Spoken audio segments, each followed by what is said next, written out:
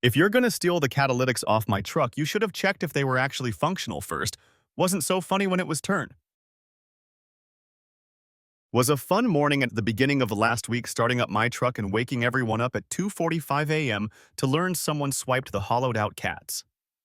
The idiots missed the neighbors' cameras that basically gave away who they were. It's two kids from the area who drive around in a pretty busted-up police Crown Vic. I chose not to call the cops. Instead, I called one of my friends who's code enforcement and let him know what my plan was, and he relayed the info to the police that I was finally going to do a nuisance tow on that same Crown Victoria. The car they drive isn't street legal, as it has no license plates or insurance or working taillights and rattles like shit due to the trash sound system. They also spend their whole day at a chicken shack smoking. Not sure who they're getting money from, but I'm guessing stealing catalytics was part of the equation.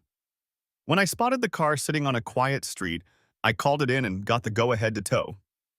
I took it straight to the police station, and they tried to run a owner check with the VIN number, only to find out it hadn't been registered since 2011, and the owner was someone other than the kids who sold them the car with no title because of all the back registration owed.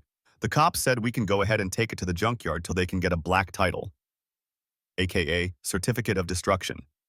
By then, the two idiots were running around all over town looking for their car, thinking it got stolen by one of their friends as a prank. The key lock was so worn out, you could start it with any car key. They found it at the junkyard and tried to steal it by one of them distracting the owner and the other stealing their car, but the junkyard was aware of who they were, so they cut the drive shaft off beforehand. I missed out on this part, but they got arrested for trying to steal their car back, and they watched as the junkyard used a crane to rip the car to shreds.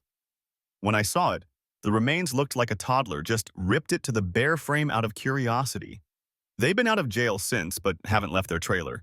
I did a drive-by earlier and noticed a beater Jeep Liberty in their driveway, also with no plates, and already working with the cops on taking that too if I see it out in a public.